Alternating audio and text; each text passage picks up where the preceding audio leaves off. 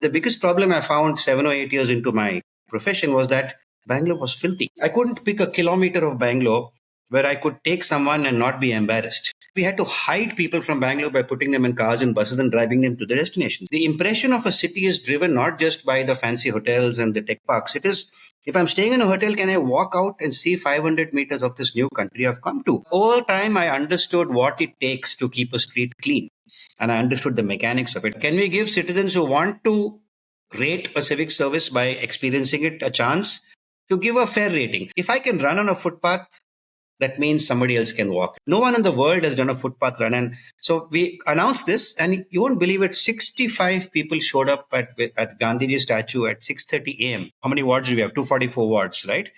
And I say I'm going to spend one day in each ward.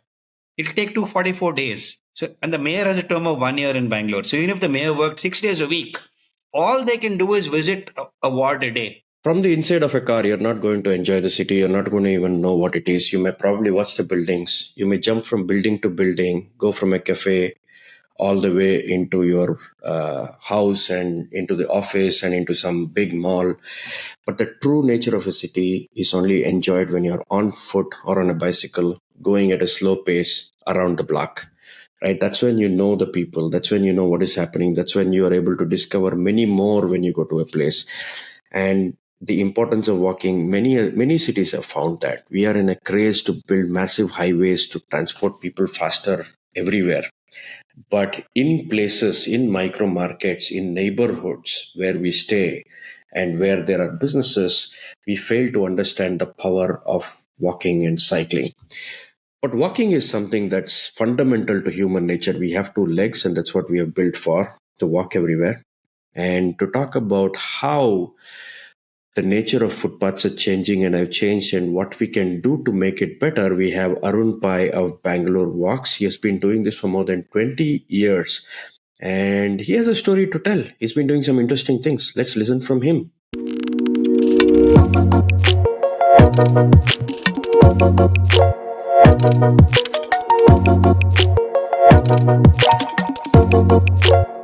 Arun, welcome to the show. Thanks for joining. Thanks, Sathya. So this is very interesting. You got some big things lined up probably very soon, maybe in 15 days' time. Tell us about it. Yes, so the Bengaluru Habba is starting in a couple of days for 2 weeks, and I've come up with a pretty audacious plan. I am going to walk 100 kilometers over the next 14 days. I'll walk maybe 7 to 8 kilometers every morning. That's about 10,000 steps. And I'm going to walk only on footpaths. And I've taken a dare that Bangalore has 100 kilometers of interconnected footpaths, which most people think is not there. But I'm telling you it's there. And all I'm saying is come and join me. And in this 100 kilometers, we will cover all the important landmarks and neighborhoods of, old Bengaluru. All the Kempegowda towers, all the keres, all the gardens, all the main roads. And every morning, we start at 7, we end at 9. We start at a different point. We always start at a metro station. So I'm also trying to show that, the metro is pretty well connected. We start at a metro station. We almost always end at a metro station. We cover the 10,000 steps that everybody wants to do. We do it in the fresh air of Bengaluru. We'll get some good coffee. And also, because I'm a tour guide, I will tell you the history of the route we're going on. And so I've come up with this 15 stories that represent my city, which you can. Mm-hmm. So if you want to come all 15 days, it's free. Anybody can come. We'll walk slowly. There is no pace. Anybody can do it. We'll have a lot of stops. And so the whole point is to discover our city. It's a beautiful city. It's a walking city because we have the weather. It's winter. It's morning. It's beautiful actually in the mornings. And I contend that we have the footpaths to walk on, which a lot of people doubt. So I'm trying to kill three birds with one stone. May not be the right word. I should use a jargon. I'm at the intersection of, I guess, heritage, civic matters, and city pride. And so I put these together. I made a simple, daily Bangalore walk. We call it the Bengaluru Footpath Challenge, where we will only walk on footpaths. So the only condition for someone to join me and enjoy this for free is they have to walk on footpaths. That's it. And at the end of it, there is something serious going on here that if you come with me for 7-8 kilometers, at the end, I will ask you to say, how were the footpaths? A simple rating. And so the aim is also to create the user data of genuine users who have walked, and only to take data of people who have experienced the footpath. So their feedback is genuine. And so we will collect data as well, which will be useful for whoever wants to use the data. So that's the program. Anyone can sign up, whatever age. I look forward to taking hundreds of people to explore and discover our city, not on foot but on footpath. On foot and on footpath. Yes. All right. So if there is a link to send it to me on WhatsApp, I can put it down in the show notes. When you started Bangalore Walks, did you have these kind of things in mind, and how did it transition to what you're imagining now? So I started Bangalore Walks in 2005. That's almost 20 years. I've stuck to it, and I do the same thing. I show the city of Bengaluru on foot. I started showing it to locals, but now more and more I do it for important corporate leaders. And recently, when India hosted the G20, I was the official rep for the government of Karnataka, where we had about 15 delegations in Bengaluru and other parts of Karnataka, where I was in charge. And so, apart from the fact that I'm personally a walker, I'm also a runner. I'm an amateur runner. I run half marathons. So I do go out a lot in the city. I'm also in the situation where I have to present my city to people who matter, who come seeking interesting things. And the biggest problem I found 7 or 8 years into my profession was that Bangalore was filthy. Bangalore had broken footpaths. In the center of Bangalore, MG Road, or I couldn't pick a kilometer of Bangalore where I could take someone and not be embarrassed. And that was the time Bangalore was booming. Wipro had gone to the NASDAQ, everyone was showing up. But we had to hide people from Bangalore by putting them in cars and buses and driving them to their destination. So that's when it hit me that the impression of a city is driven not just by the fancy hotels and the tech parks. It is, if I'm staying in a hotel, can I walk out and see 500 meters of this new country I've come to? And I remember one of my first clients, I deal with the government a lot. We had the former Prime Minister of Australia, who was staying in the Leela Palace. And he said, I want to go for a walk. And those of you who know Old Airport Road will know that you don't want to walk on Old Airport Road if you want to create an impression. But he said, I want to walk. I'm a walker. So I put together a 1 hour walk in Indiranagar, just behind his hotel. And the security apparatus came and checked it out. And that's when I understood that senior people like to explore on foot. And if imagine you're staying in the Leela Palace, your office is Embassy Golf Links, you'll say it's like 800 meters. Why is my company sending me a cab? Can I just walk? It's a disaster walking through. So I face this on a daily basis that we would, as hosts, we would hide our city from our guests, and me trying to show the city. So that's when it hit me that something needs to be done. And I realized, so I started choosing routes that were clean and nice and avoiding the problems. But then 10 years later, it hit me that I need to do something about this. And so I started thinking about city upkeep. I started understanding how the BBMP works. I started figuring out who's in charge of the roads. Why is it like the way it is? And I realized that tourism has no stake, has no real power in this thing. It's a local municipal decision. And I was working with the tourism industry. And so I did my homework. I started dabbling around in civic affairs. I have many friends who work in NGOs. We tried various things. And over time, I understood what it takes to keep a street clean. And I understood the mechanics of it. So I have some experience in trying to sort it out because I was faced with the problem. 20 years down the line, I realize now that when it comes to mobility, we are seeing that, the pedestrian actually has no voice. And it struck me when, if you go on Outer Ring Road, it's from Marathalli till Iblur, it's about 6 kilometers. Satya, do you know how many places the pedestrian can cross? Like maybe one. There's one flyover. That's all I know. There is the Kadu Bisnalli underpass, Pannatur you can cross. You can cross at Bellandur. You can cross at Devara Bisnahalli. There are some, and there were only 4 places you could cross. And now that the metro median has come, there are 2 skywalks. So essentially, so when I look at the way the city is being planned for the vehicle owner, we have concepts like signal-free corridors. You want to drive from Damlur till Varthur without stopping. Great, do that. But by doing so, you are preventing pedestrians from crossing the road by creating a median, which means you are forcing people who are not driving to walk sometimes a kilometer just to get to the other side that you can see, which is why the temptation to jump over the median is there. And I realized when I started speaking that no one has even thought about it. So if the pedestrian was part of our planning, we would say, what is the average distance a person has to walk? Today, we know the average time a car has to stop at a signal. We have AI-based, traffic management. So I asked a very simple question to people. In fact, I asked the traffic police chief, Anuchet, who's a wonderful man. The police is tasked with moving people at a particular speed. If there's a bottleneck, somebody is accountable. When I was in the G20, the whole city was brought down for the VIPs to move. So I said, what happens if the VIP wants to walk? Who is in charge of having a footpath that is obstacle-free? Who is in charge of the flow as pedestrians? And I discovered actually there is no single authority whose KRA is how fast are people moving. Like if I walked 1 kilometer on this footpath along the signal-free corridor, how many times was an obstacle? Nobody's counting that. And so that's when I realized that in government, if there is no authority who's tasked with a very specific accountable task, it doesn't get done. If it is the falls between the cracks. And one thing that was falling between the cracks I discovered was the rights of the pedestrian to an obstacle-free footpath. So I did my homework, I figured this out, and then I said, let me be arrogant about it and say, you're the bicycle mayor. It's a wonderful idea that when you have the voice of one mode of transport in one person where you can represent the views of the bicycle. So I said, where is the footpath mayor? There isn't one. Nowhere in the world there is one. So, I like doing these things. I went out and said, I will be the self-designated footpath mayor of Bangalore. It's a non-exclusive post. Anyone can be it, but I will pick my 1 or 2 kilometers and I will just ensure that pedestrians have a right and I will speak on their behalf. It is a simple idea. But of course, I'm a bit ambitious. So I took up something called the Bengaluru Footpath Challenge on September 15th, which is Sir M. Vishweshwarayya's birthday. I thought it was appropriate. And as it turns out, October 2nd is just 17 days away. So I said I will start on September 15th and on Gandhi Jayanti, I will end. And in those 17 days, I will walk 100 kilometers on Bangalore's footpaths so that I can rate them. I think yesterday Swiggy went public. Last week Swiggy went public. Yeah.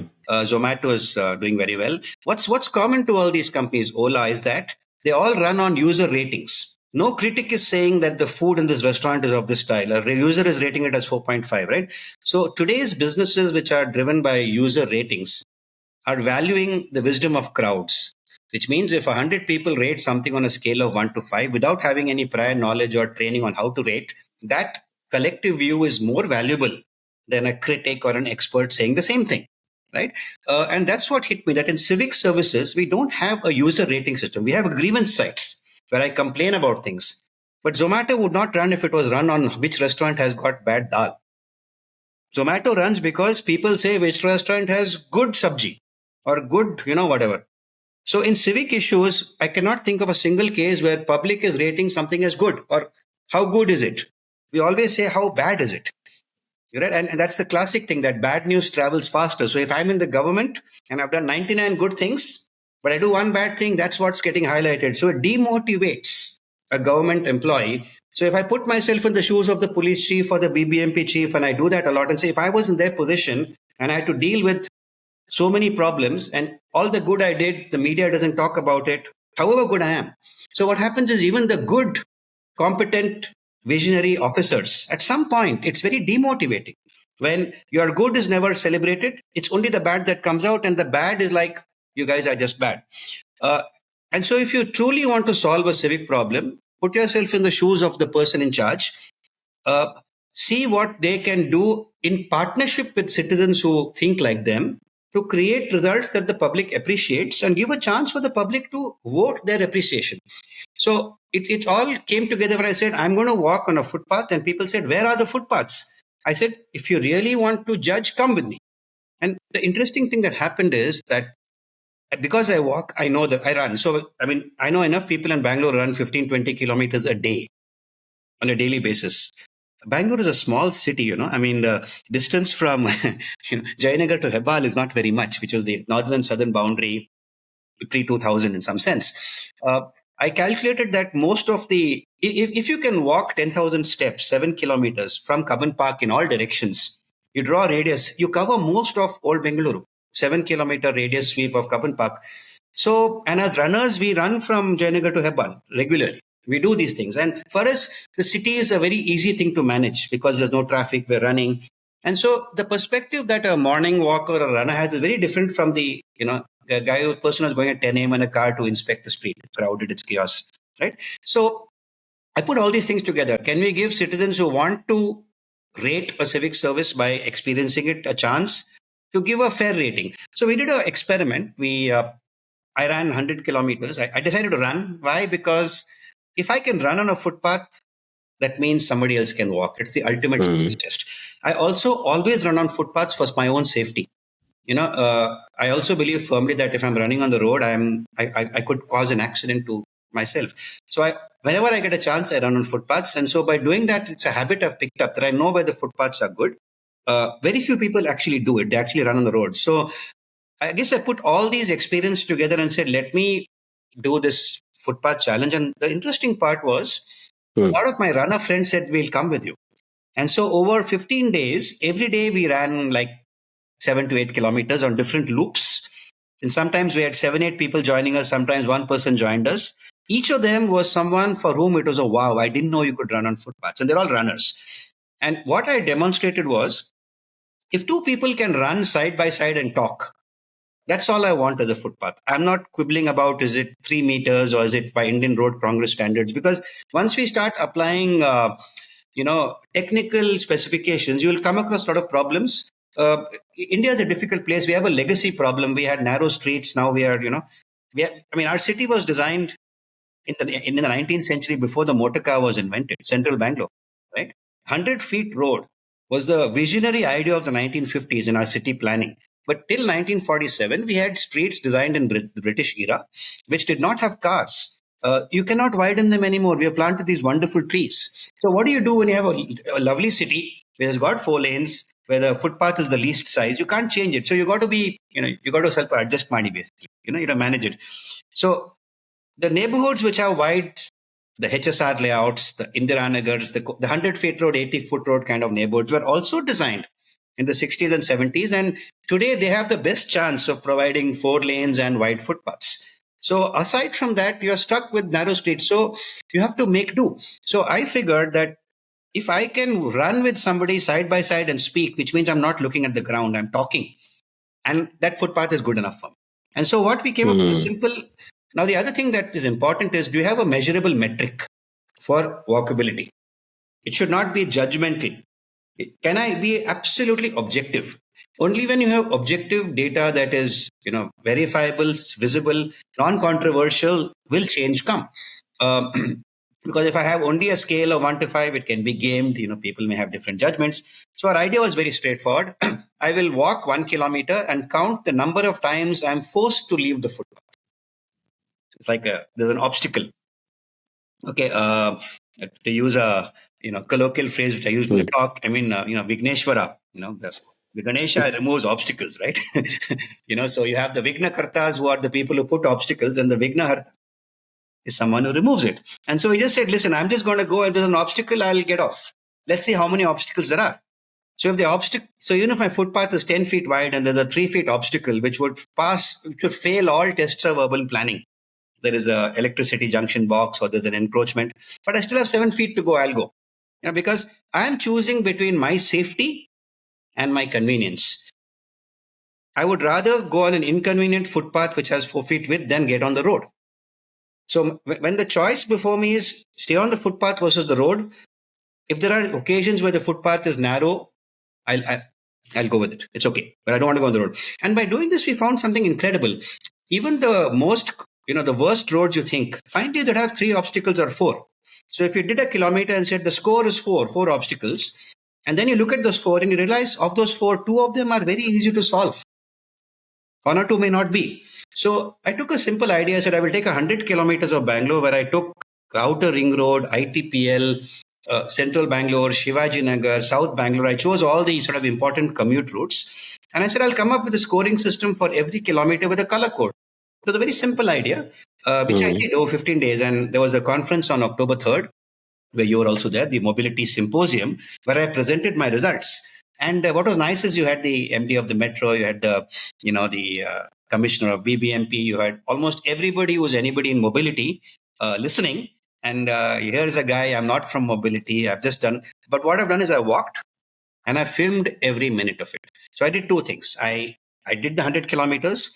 I had a friend on a motorbike film every minute of it. It's all on a YouTube channel called BLR Footpath Challenge. So now I presented data. So I'm saying 100 kilometers of Bangalore, this is the color code. You want to doubt it, you click on it and you can see me running. So you can decide if my number of obstacles was right or wrong. And I came up with a real number. I said, I forget the exact number. I think it was 200 or 250 obstacles. But I forget the exact number. But the point was, there were parts of Bangalore where the number of obstacles were less than 1 per kilometer. So for me, if there's less than 1 obstacle per kilometer, that is green. If it is more than 2 obstacles per kilometer, it is yellow. You can choose your own rating. So some streets were really bad. There were no footpaths or the footpaths were broken. So the score was huge. But what it did was it gave a snapshot at one location of the 100 kilometers. So if you are in the business of solving the problems, it tells you very clearly what they are. It's video, it's photographed. So, Bangalore has multiple agencies, and within BBMP, there are multiple departments. So just if you walk on a footpath, and it's worth doing a civic quiz for somebody. How many agencies have a stake if something is wrong with the footpath? I mean, I can rattle off 10 right away, and these 10 agencies don't talk to each other. I mean, it might be the engineering department of the forest department. So if there is a branch of a tree that has fallen, only the forest department can clear it, nobody else. And within the forest department, they have to call their truck. It is not. So, and if that branch is not cleared, the footpath is not walkable. And no other agency touches it, right? So when you start trying to clear obstacles, you realize that there are some 10, 15 standard obstacles. There are different agencies for whom that footpath is not important. So if I am trying to make a footpath important and dealing with 10 agencies, how do I make it important to them? And because of that, things don't get solved. Bangalore is a unique issue that we don't have we don't have a powerful mayor post for the city. And I am saying I want to become the mayor of 1 kilometer. When I say mayor, I mean I am the coordinating person who will chase every agency to ensure that my 1 kilometer is walkable. So this is the long story of what I did, but it was so impactful that it got a lot of positive media, because even the media was a bit surprised that you can actually walk on these footpaths. And when they see the footage, they're also convinced that it's there. So the nice part is when you provide data, when you are trying to give a positive result, the aim is change. The aim is not criticism. It's very easy to find 100 problems. And I often have this. I have a grievance against grievance sites. He knows there is a pothole there. There's no mystery to it. So by reporting a problem that is well known, you're not actually discovering a new problem. You're not the reason a problem is not solved sometimes is not the absence of knowledge of the problem. And often tickets get closed because this department will say it's not my responsibility, and technically the problem is closed. Ticket is closed, right? In most grievance sites. But if there are problems which have chronic causes, which are not daily problems, a street light has to be fixed. That's a problem. But if there's a garbage dump, cleaning it is not the solution because it will come back tomorrow. There is a deeper issue why a place is selected as a garbage dump. If there are men urinating in a corner, cleaning it won't help. They're urinating for a reason. If there is a large electricity box there which was installed in a way that blocks the footpath, reporting it won't help because you've got to find a clever solution. If there's a large gulmohar tree whose wonderful roots, we want them, but they also block access and they lift the footpath. Many of the problems I encountered required innovative design solutions. So it is not simply a question of reporting. So anyway, coming back to what I said, this experiment has worked. And since then, we have done two audacious experiments. On October 2nd, we called on Gandhi Jayanti. By the way, Sir MV and Gandhiji were both great walkers. Sir MV walked in GKVK. He lived to the age of 101. He attributed his good health to walking. In fact, Sir MV, if you study his, as I'm a history buff, I speak about Sir MV. Actually, I'm a big fan of his. He brought out a manual on how to keep roads clean and maintain them when he was the chief engineer of Mysore in 1912. It's a fascinating document where he actually says this is how we should maintain roads. It's 100 years ago. And so he cared about this. Gandhiji, of course, was a famous walker. So I basically used these two famous walkers as a way to promote the Bangalore Footpath Challenge. So on October 2nd, Gandhi Jayanti, we announced a very interesting thing. We said we are doing the world's first footpath run, 10 kilometers. If you're from the running community, you'll know that you have marathons, but you also have a lot of 10Ks, TCS 10K. 10K is sort of, it's not a fun run. 10K is a serious business, when you move from 3K, 5K to 10. So we said we'll do a footpath. No one in the world has done a footpath run. And so we announced this, and you won't believe it, 65 people showed up at Gandhiji statue at 6:30 a.m. on October 2nd without knowing what they were in for. There were just 5 of my friends, actually, 60, because the media talked about it. And I gave 2 rules here. I said the rule 1 is, if you leave the footpath, you are disqualified. It's like race walking. We said we have inspectors. I also said something interesting. Like in big runs, there's always a race director who goes and checks the route out, sort of certifies it. I said, I have certified this 10 kilometers. It's on my name. I have run it 2 days ago. It is runnable. So I'm saying it's certified. I'm saying you try to go on it. Count how many times you need to leave the footpath. So you do your 10K run or walk or whatever. When you come back, I want you to put your name and a score, a very transparent public score. It is not an anonymous online thing. It's a big board. You write your name. That's it. We gave no prizes. We gave no free t-shirts. There was nothing. The joke I made was you'll get a free bib. So I'm wearing a, you'll get a free bib and 4 safety pins is all we gave them. Now, can you guess who came? Now, this is the part of the story I've not told you so far. It's October 2nd. We've been doing this for 15 days. On day 3, the BBMP Chief Commissioner, Tushar Girinath, I say, this is what we're doing. He says, I'm going to support you. So on day 3 of this crazy challenge, when I'm doing 100 kilometers, he says, I will support you. And I said, I'm running mostly in the east zone of Bangalore. East is a misnomer. East is most of central Bangalore. It extends from Mekri Circle till Shivaji Nagar till almost HAL. It's like covers. So east is a misnomer. It's the core part of Bangalore. So he connected me to the zonal commissioner of East Zone, Snehal, who's a fantastic IS officer, who said, I love your idea. How do I support you? I said, you come and join me. So she immediately came for a walk with me on MG Road. I loved it. I went to meet her. I said, let's walk 1 kilometer on MG Road. She brought her full engineer team. So all the engineers of BBMP in charge of East Zone came for a 1 kilometer walk on our first meeting. And that's when I understood that they were also, they liked the idea. They say we do a lot of good work and nobody appreciates it. You are actually going out and looking at the footpaths. It's very interesting that they came, and when the officer walks, they can see the problems. You cannot solve problems from a meeting room or from a car. And so I think the act of going out. Second thing is, everyone walks. In fact, there are certain parts of Bangalore, if you go for a walk in the morning, you'll bump into an IS officer because they live in colonies. And I mention IS officer because they're in charge of important departments and policies, and they walk personally. You go to Kaban Park, you go to Koramangala, NGB, you go to Sanjay Nagar, and they're also users of the footpaths. So the moment you take up a topic like walking, which is universally desired, everyone does it, they get it. It's not some abstract problem, right? And they're also users. So what happened was we got very good government support right through. And so it almost came to the point magically where I'll say, okay, tomorrow we are walking on this road. And they'll say, yeah, let's go and take a look so that the walk is good. And that's what you want as a citizen. You want a responsive government, right? Proactive government is the next level of utopia in some sense. I say utopia given the fact that in Bangalore there is a perception that the government is not responsive. Perception is a light word. There is a criticism that the government is not responsive. But as long as we treat the government as a monolith, we'll have these issues. But if I take the officer in charge of this 2 square kilometers wants to do something, can I work with them to achieve a result that citizens can measure? So we had incredible government support. When I say government support, some of them joined me. We had in Bangalore, we have a unique thing called the marshals who support the solid waste management department in enforcing fines. They're all ex-army. We have people who have been in special forces, paras, MEG, who are actually in charge of constituencies. And we have young NCC guys guys and girls. We have a lot of women and they're all fit. And so I challenged them, come run with me. So when I did the Lalbagh Pradakshine, we did a 4-kilometer Lalbagh Pradakshine. We had the Marshal of Chickpete join us for the 5 kilometers in his uniform.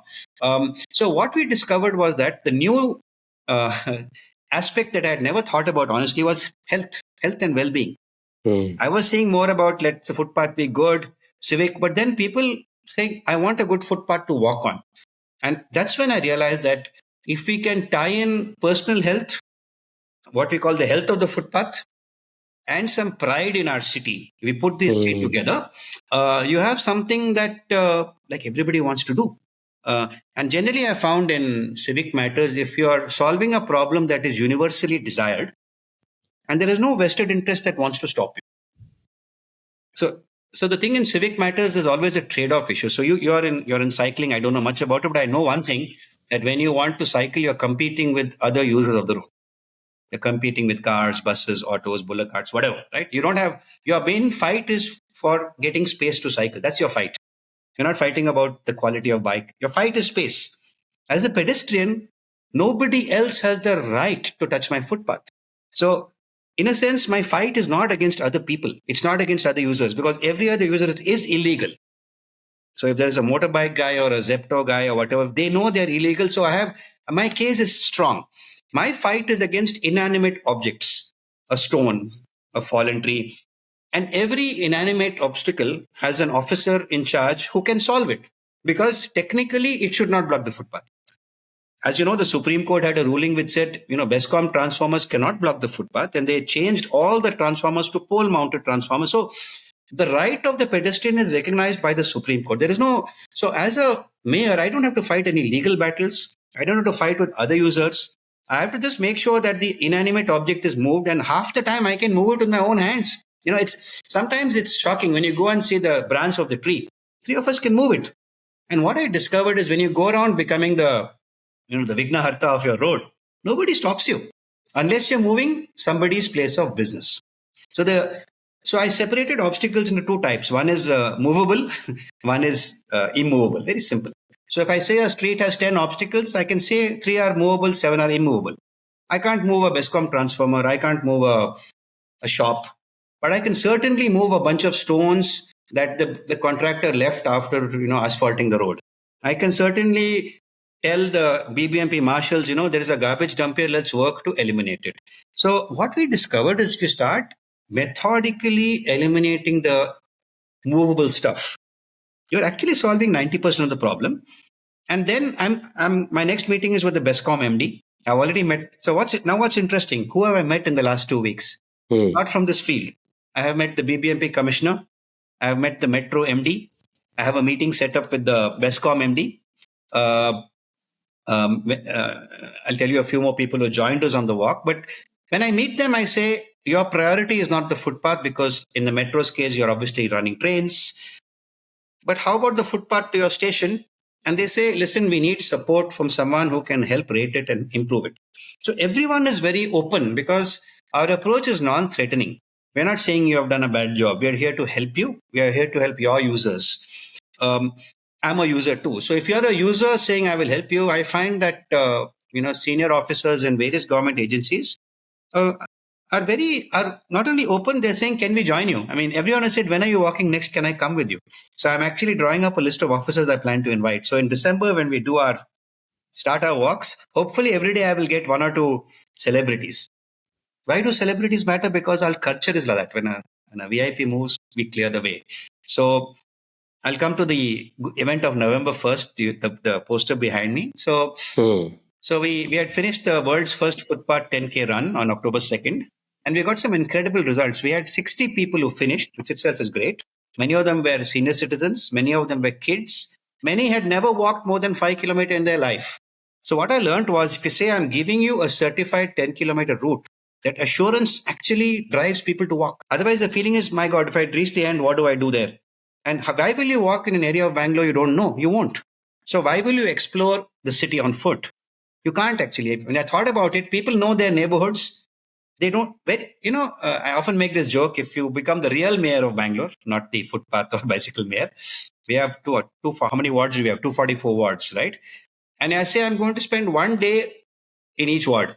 It'll take 244 days. So, and the mayor has a term of 1 year in Bangalore. So even if the mayor worked 6 days a week, all they can do is visit a ward a day. It's impossible for a single person to have a vision for the whole city because of its size. In fact, if you take, it's an interesting experiment to tell people to take Bangalore map and place it on top of Chennai. Place it on top of Bombay. It is twice as wide. It is twice as big. It's actually twice as big. And I'm talking about BBMP limits. But today people live way beyond BBMP limits, right? There are so many So actually it's a great exercise. And I put it on top of, it's bigger than Paris. It is as big as London. It's comparable to New York. So Bangalore being flat is so big that if you're in charge of Bangalore, it's almost physically impossible to even visit once. Forget a micro level. And we don't have a powerful decentralized system of government in terms of, as you know, the person at the ward level does not have a say on the major road going through it and stuff like that. There are a lot of issues. So that there are structural issues in our big city. So the thing is, again, to focus it down to, so we did this 10-kilometer footpath run.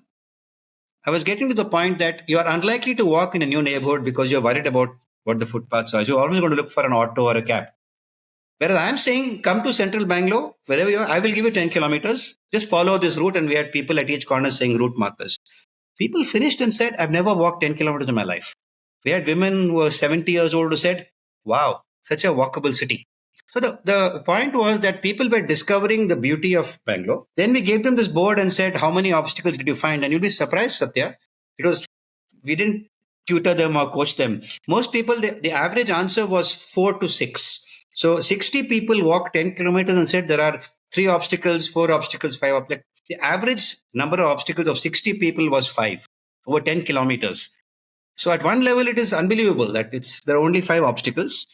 When I shared this back with the BBMP, so Snehal, she came to, this is also nice, October 2nd, 6:30 a.m., the zonal commissioner comes to launch the event. She's there personally. And she says, please find the obstacles and report to me, I will repair them. I've not seen that happening too often in government, that a government servant dares the citizens to sample a civic service and give a rating and say, I will repair it. It's not that they're waiting for us to complain. They go and see it. And we gave that report back and those places have got fixed. Because it's very easy. Once it's only 5. So what happened here was 2 things. One is, apart from the fun of it, 60 people walked on 10 kilometers of footpath and gave an honest rating. They had no incentive to be nice or not nice. There was nothing in it for them. And they were putting their name on it. Very important. I'm not a big fan of anonymous ratings. Because anyone, like Zomato is anonymous. I can put any name and say this restaurant is bad. It's meaningless to me. Unfortunately, a lot of our civic complaints come from anonymous people. So I think as the government, why should I listen to them, right? They obviously have. Whereas here, 60 people are saying there are 5 problems. But what they're also saying is that this 10 kilometers can be improved to become brilliant. It's not a hopeless situation. So that gave us a lot of power. So we said on November 1st, Rajotsava Day, of course, we tried to find. We said we have done 10 kilometers, let's do 11 now for Rajotsava, 11th month. The world's longest and first 11-kilometer footpath run is how we touted it. The media likes that. One learning I've also made is that if what you do is very mainstream and attractive to the common person, it's more likely to succeed, as opposed to positioning it as come and audit our footpath or come and point fingers. It attracts a different sort of profile. So when you say come and rate something or come and evaluate a civic service, then who comes? The people who are anyway in that field, who are, who have a particular mindset about civic services and how they should be solved. But 95% of the people get on with their lives. They deal with what they find and they're never asked to participate. I often joke that, the Paura Karmikas who clean our streets, there are 16,000 of them. I've been to several meetings in the BBMP on how to solve the garbage crisis. I've never seen a Paura Karmika in the meeting. But she's the one who actually lifts the garbage, right? In any private company, you always have the front office or the sales force in an important strategic meeting on how to solve problems. In government, it's a cultural thing. We don't involve the frontline staff who really deal with the customer, the user. So in the case of garbage, we have 17,000 Paura Karmikas who deal with 12 million people daily. Their views should count. The drivers of the trucks are not called for meetings. They have to deal with the traffic and, do stuff too. And sometimes I've discovered I worked a lot in garbage. I'm an active volunteer of a group called the Ugly Indian, which operates anonymously. But since I started talking about this, I will say that I've been involved with them. And what I've learned is that, so I've been deeply involved in city upkeep systems for the last 10, 12 years. What I learned is that the frontline staff who are actually doing the work are rarely part of strategic decision making or even in meetings. We don't have a feedback loop. So often when you diagnose the problem wrong, you solve it wrong. It's as simple as that. And to get the right information from the frontline staff is not easy in our hierarchical, almost feudal system. So we have built a lot of trust with the frontline staff in Bangalore. When COVID happened, we fed millions of people because we worked in every ward. And finally, you needed someone who could go there and discover where the houses that needed help were. So COVID was a good way to know who really has ground presence. And I remember going to meetings. Captain Manivandan was in charge of Bomanhalli. I worked extensively with him and others who are, obviously in that crisis. And we figured out that the agency that has the most contact with Bangaloreans is solid waste management, because every day they meet them. No other agency meets every Bangalorean every day. They go house to house. And so because we have good experience working with them, 17,000 of them, we came up with, food distribution, etc., etc. Today, I realized that every kilometer of footpath in Bangalore is swept by a lady. Every kilometer. In fact, the streets of Bangalore are assigned. Street sweeping contracts are given out by kilometer. It's the only agency that is a per kilometer individual. If I look at engineering department, they'll have, okay, you have to build 10 kilometers of roads, but after you build it, you go away. You outsource maintenance to somebody else. So if you really think about it, who is in charge of daily maintenance of every kilometer? It is the senior lady with a small broom who's outside your home. So if you want a better street, she is your person. And once you realize that, what can she do? What's her jurisdiction? What can she not do? You realize her job is to sweep leaves that fall. I have a view on that, because if you have trees, you're going to have leaves. You're spending a lot of effort sweeping leaves away and transporting it, increasing our carbon footprint and processing it far away, which is at one level a bit odd, where a lot of effort is going. And if any of us throw litter on the ground, she has to sweep it away. That's her job. Her job is not to stop us from littering. Her job is to pick up after us. There is no agency in charge of stopping people from littering.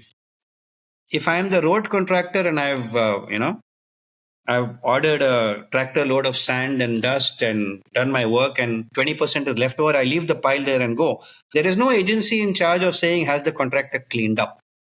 If I'm the metro and I'm building a station on Outer Ring Road, so right now, metro and Outer Ring Road, I'm saying that because that's the biggest pain point for people, Outer Ring Road. If I go from Marathil to Iblur, there are, I think, 4 stations. So when the station is being constructed, obviously there is no footpath, because as far as the metro is concerned, it's a project site. But people are walking. So on Outer Ring Road, Bangalore, next to Wells Fargo or next to Adobe or, JP Morgan, or, we have the most GCCs in the world. At one level, we are doing some incredible work in these buildings. But next to the building, we're building a metro where where the contractor has not been told, please make the place safe to walk. He's got his JCB, right? So this disconnect between the pedestrian rights during project construction, it's there. So when I met the metro MD, I said, I have only one request. When there is a metro being constructed, till it is constructed, you build the footpaths last. But while it is being constructed, it's being used. Can we do something about it? So immediately I assigned a person. I did a survey of Outer Ring Road with metro officers for building the stations. And I walked in front of their stations and I showed that it's very dangerous. So we decided we can solve it in 5 minutes. They said, yeah, we'll just put some bollards and make a walking path. So just like you made cycle paths across Bangalore where you created a lane for cyclists, I said, yes, there's no footpath. Why don't we make a lane for walkers? Within 5 minutes, they had literally got out 20 bollards and made a lane, and I walked it. I mean, this is on Dodanakundi, right? And now they've done it for all the stations. So yesterday I went to Outer Ring Road and I had the pleasant surprise that people are walking in a walking lane. It's just maybe 3 feet, but it gives a sense of security.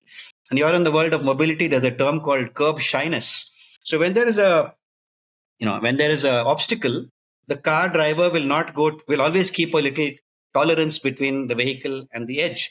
So by simply creating a barrier of 3 to 4 feet, even though it's under construction, you've created a safe path.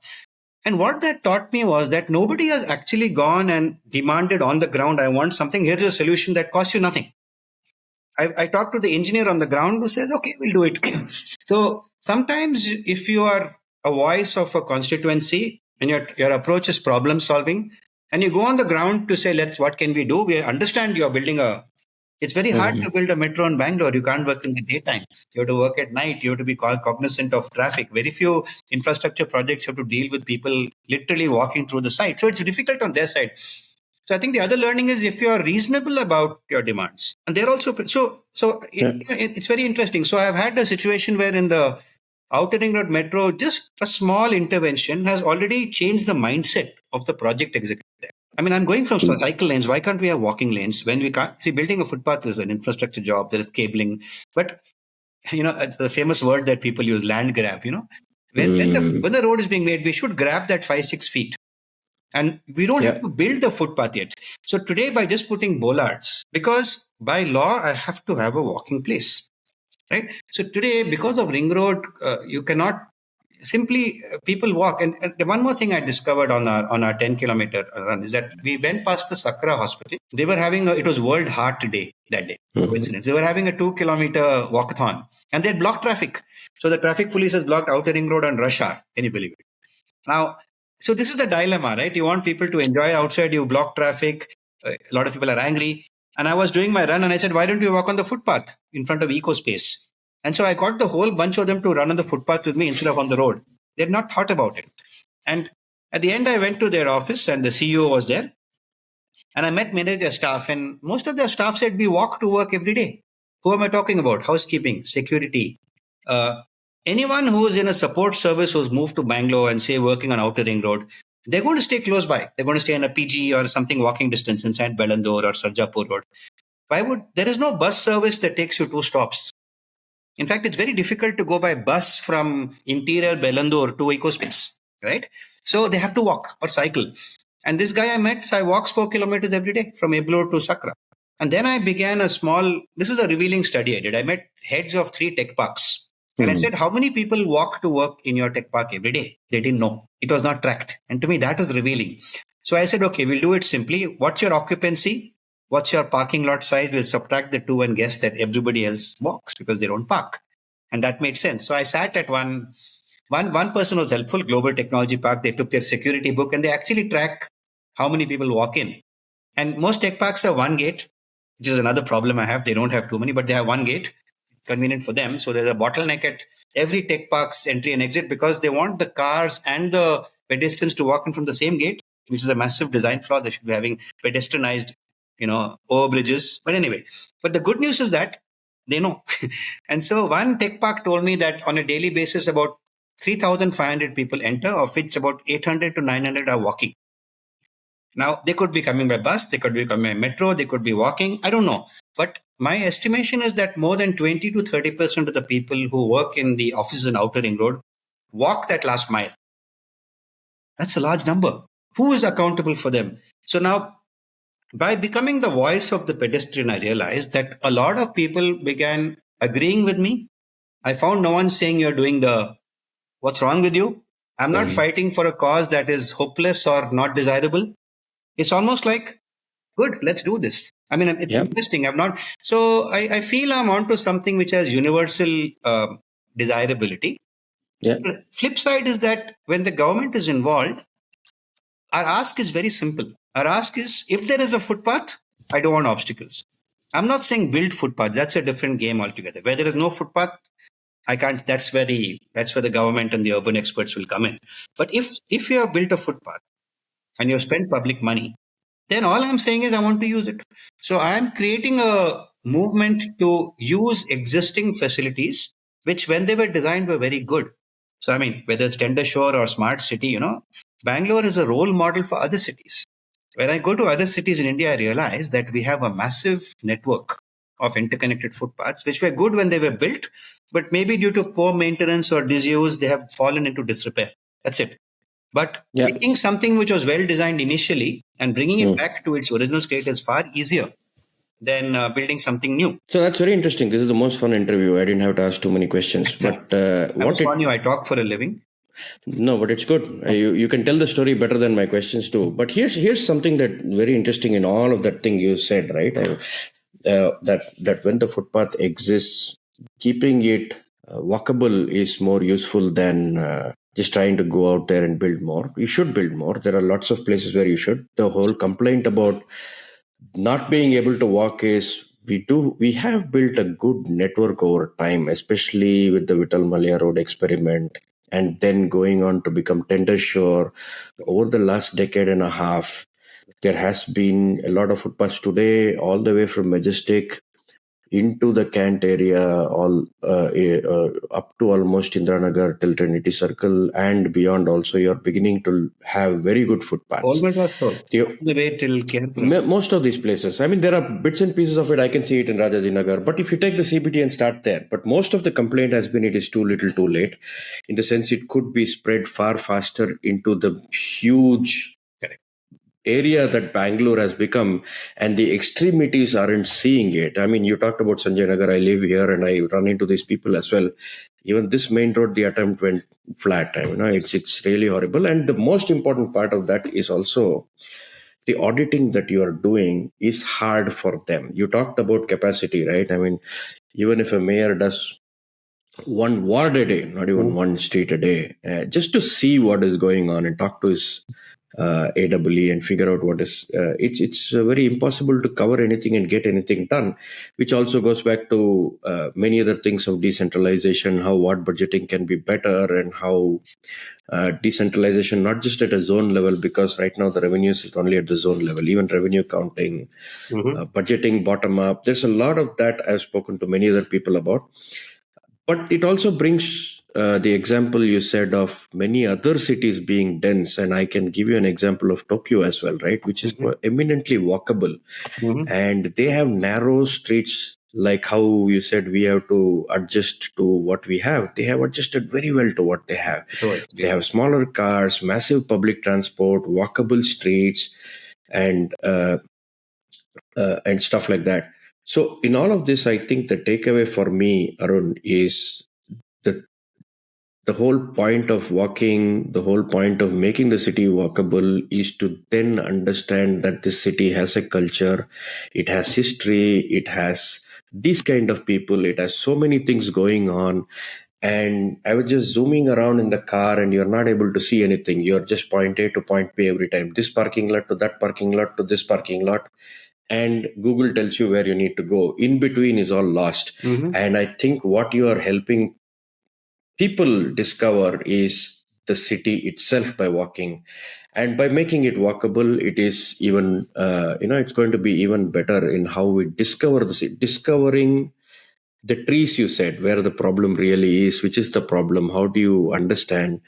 You get an empathy when you walk. And when I cycle I understand gradients better. Absolutely. Right, the topology of the city is understood when you actually have to put the effort and pedal or run uphill or doing your hill repeats. That's when you know where the hill actually is. So, for example, Bangalore has shade on all its footpath. It is so unique, right? Yeah. So now, I mean, I've lived in Chennai, I've lived in Delhi, I've lived in Mumbai. You would not dream of walking at 11 in the morning in those cities. In Bangalore, you can walk because we have the shade of trees.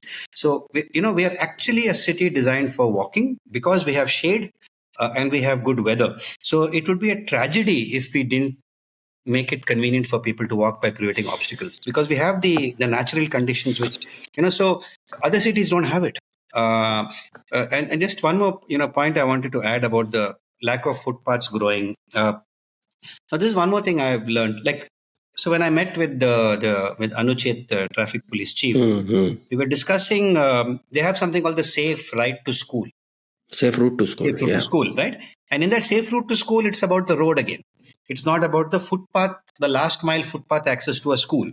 So when I met with them last week, I said, let's do a program where we'll take 50 schools in Bangalore and I will go and walk in front of all the gates to see the quality of the footpath in the last 200 meters, so that a parent can drop the child 200 meters away from the gate.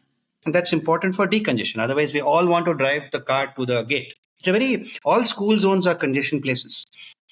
So we said, great. I spent 2 weeks driving around Bangalore to all the schools on the main roads, because main roads affect congestion. And I was surprised to find that the footpaths are good. And the reason they are good is that when you have users, you solve problems. It's just like when you have a lot of kids coming, a problem cannot persist. I was stunned actually. So CBD, obviously, all the CBD is in great shape. But I went to South Bangalore. I went to so many of the schools on their list. Except for one or two which had some small issues. Fundamentally, because people walk, it is solved. So infrastructure works when people use it. Correct. If people stop using it, the abuse begins. And very good point. It's like occupy, right? Let's occupy our footpaths. So if every morning walker decided to walk only on footpaths, because I would fine you for walking on the street. Imagine if I took a hard position and say, if you walk on the street, I'll fine you. Then you'll say there's no footpath. I'll say, try it. When you have users, and so what I'm finding is even one user per kilometer of Bangalore. So my big idea is that you mentioned Tokyo. There is no enforcement authority for every kilometer of footpath. There is none.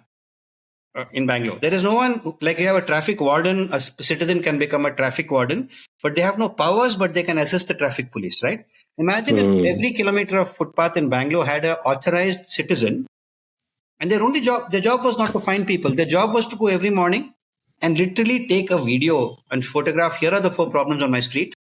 And it goes to the right person quietly. It's not a public grievance site. And we have done this for the last 1 month, and we discover that if each of us took a kilometer as our footpath, a lot of the easy problems get solved. The low-hanging fruit gets done. And you inspire others to try something they never dreamt of doing. So even I find in Bangalore, when there are footpaths, people walk on the road. It's funny. When there is a skywalk, we still cross below the skywalk, right?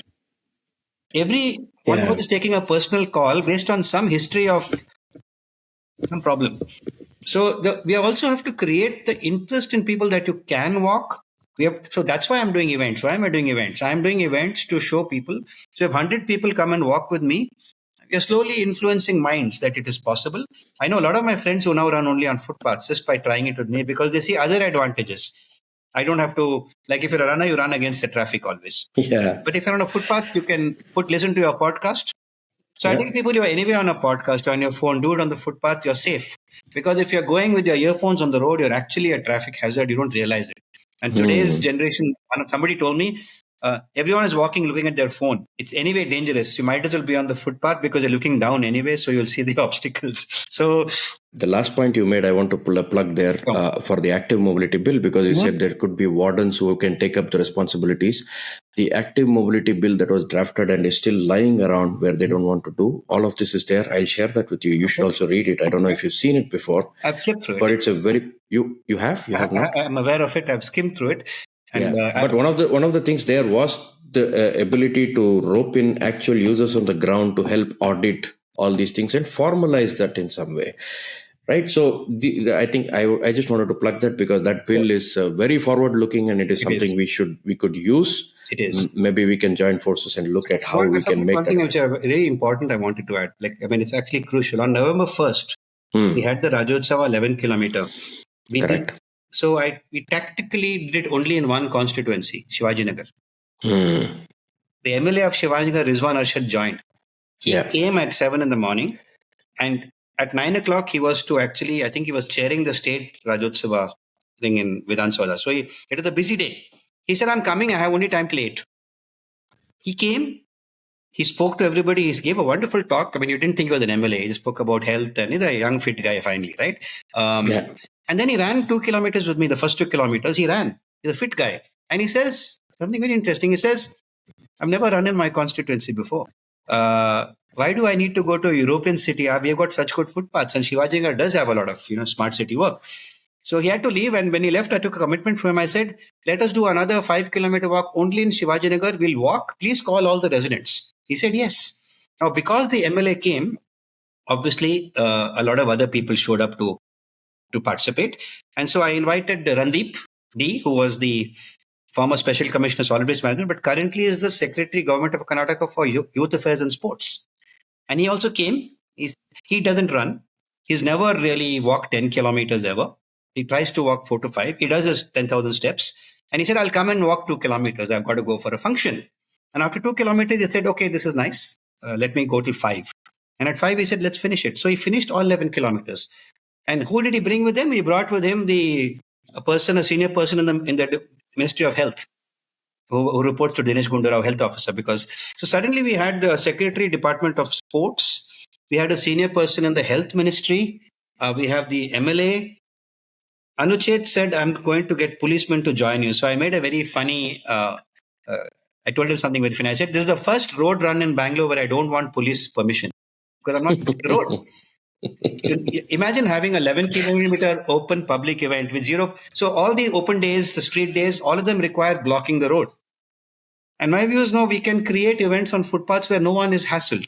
So he said, not only will I support you, I will make an open invitation to all policemen in Bangalore who wants to volunteer. 15 policemen volunteered to run with us. So we had 15 policemen from all police stations who ran. We had senior people in government. We had a 70-year-old lady from Tripura who was new to Bangalore who said, I'm just going to walk. We had a national skater who was a 10-year-old girl who skates for Karnataka in the nationals. She said, I will skate on the footpath. I said, come. She skated. right? So in that 11-kilometer run, we saw all sorts of people finishing. But the most happy to me was the involvement of government. And now we have almost challenged every MLA. And through the medium of your podcast, I will challenge.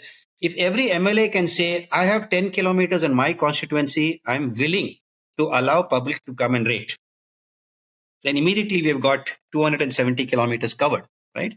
And what I find is that when you create a sense of positive competition among government officers, it works. So we're already speaking to Mahadevpura, and we're trying to do 10 kilometers in Mahadevpura because they're saying, why are you doing it in East Zone? So now, just like you said, why aren't we building footpaths elsewhere? People are saying, why are you doing all your events in central Bangalore only? And I'm saying I'm doing it with the purpose because I want to challenge you to say, come. So in the event starting tomorrow, I've got 15 walks. We're going to 6 MLA constituencies.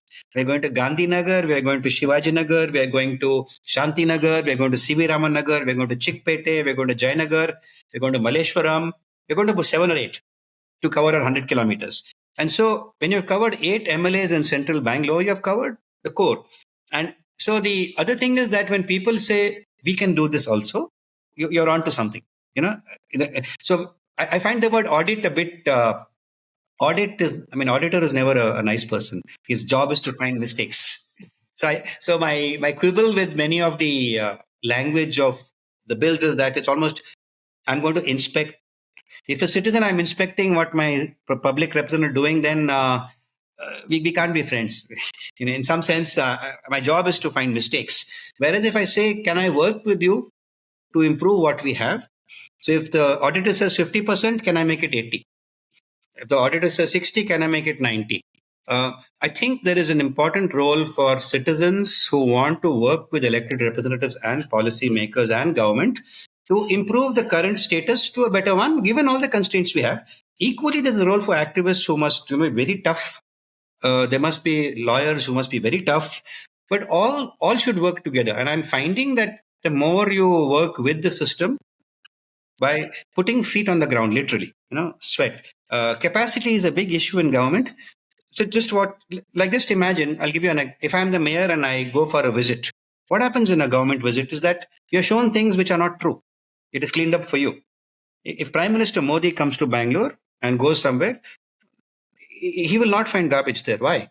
Because he's going. So he's never going to get a true picture. So if you're a senior government officer and this flows down the way, a good officer does anonymous visits. A good officer goes incognito in the morning if they want to solve problems. If you take an officer at 6:30 in the morning, it's like going incognito because the city has not woken up, right?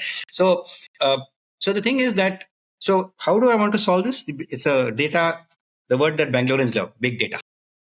So just imagine, Sathya, that I gave you a map where, what is Google Street View? You can go anywhere in any city and see the street, right? What is Google Street View's interest? It is street. They're not interested in the footpath. Supposing I gave you Google Footpath View or my Footpath View. Supposing I just put 10 people on GoPros and just videoed every footpath in Bangalore and put it on a simple accessible map, just as data. Imagine the power that it gives to policymakers, to activists, to anybody. Suppose we are fighting about doing a tree audit, right? If we did all the trees are on camera. Now someone has to look. So rather than getting everybody to go out and do site inspection, which has its own flaws, people will game it. You see, today, if my job is to take a photo of the job I did, I am a government officer, I will never show a photo of work I did not do. It's just that the same people so how do you get an independent objective data? So Google Street View is a one-time job, right? Google invested. And they are the only people who provide access to streets for free. So if I'm sitting in an office, we can zoom in and discuss which building is there. It's so simple. So it's a simple idea. And I'm trying to create a user-generated Bangalore footpath view, which I'm doing myself. We are just going and filming everything in amateur way. And I know people who are discussing urban AI and stuff like that. So rather than having a mayor going to look, if a good data, not AI, just a good photograph can... So I'll give you an example. I was told yesterday that last week the footpaths on Outer Ring Road are being fixed finally. So the work has started from Marathali to Bangalore. Actually, footpaths are being repaired. And I was put on a WhatsApp group with 10, 15 people debating the right way to do it. They were all talking about it without going there. I went there the next morning, spent half an hour, walked, took a video, put it all on YouTube in 5 minutes and said, now talk about what is there today. And you'll be surprised nobody does that. What you'll do is you'll depute the AW to go and see. AW will send 5 photos on WhatsApp from different angles. There is no honest data gatherer in our system today. Honest. When I say honest, I mean neutral, unbiased. I'm not an auditor. I'm just going like Google State View and giving you the state of the footpath today. Imagine if every project in Bangalore was monitored by. So if my kilometer is being worked on today, I will send 5 pictures to the right authority. So I believe that with good data, organized well, simple data that can be done off a smartphone, it helps manage the city better. And you can't hide it. If you're pulling up somebody, will say, "Sir, kaisa hai to?" But you can see it is not done. Equally, when it is done, you can see it is done. Right? So I'm finding visual. I use the word incontrovertible data.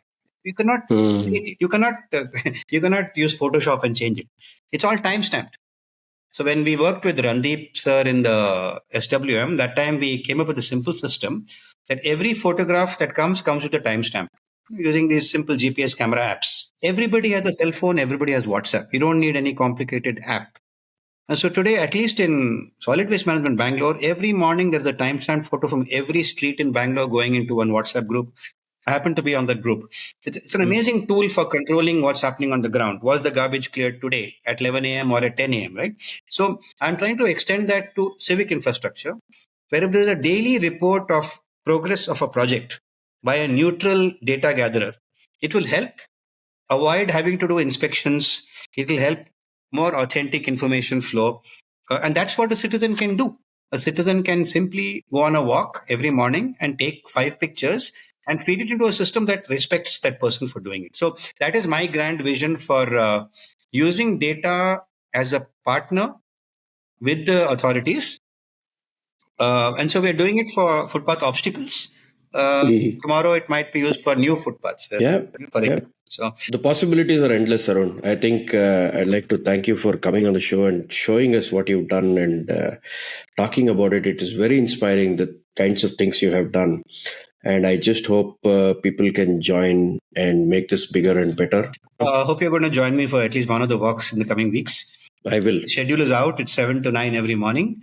In fact, I'm encouraging cyclists to come as well and cycle along the side. It's always nice to have a cyclist by the side. So we don't want to shut out people who cycle. In fact, on the previous walks, we had cyclists who came along as well.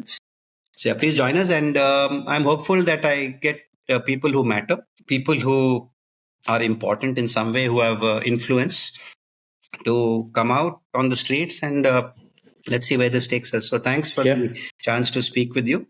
And absolutely, it was a pleasure. In the coming weeks on foot. Done. And on a bike. On a bike. In fact, you can bike on most footpaths. The active mobility wheel, again, another plug, is it differentiates a shared path and it creates something called a shared path which can be shared by people.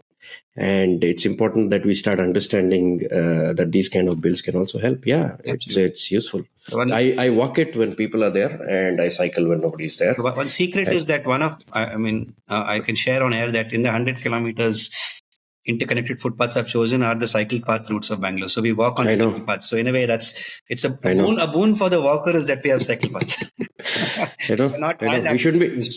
We shouldn't be fighting between ourselves and doing all these things. We should be sharing it and making it more bigger. We can learn from the way the cycle path project was done. Even the fact of marking it with green. I'm thinking, why don't we have pedestrian path marked out? Why? It helps, especially when you have obstacles. When you have a clearly marked path where encroachment is not allowed. So one idea that's come up is that, fine, we have to live with some encroachments or the other. Supposing we have to, can we at least draw that line which is continuous from one end to the other, which might be like a cycle path or a walking path. So these are the ideas which users are coming up with. So awesome. Another thing I will ask people is to come up with clever ideas to solve for India.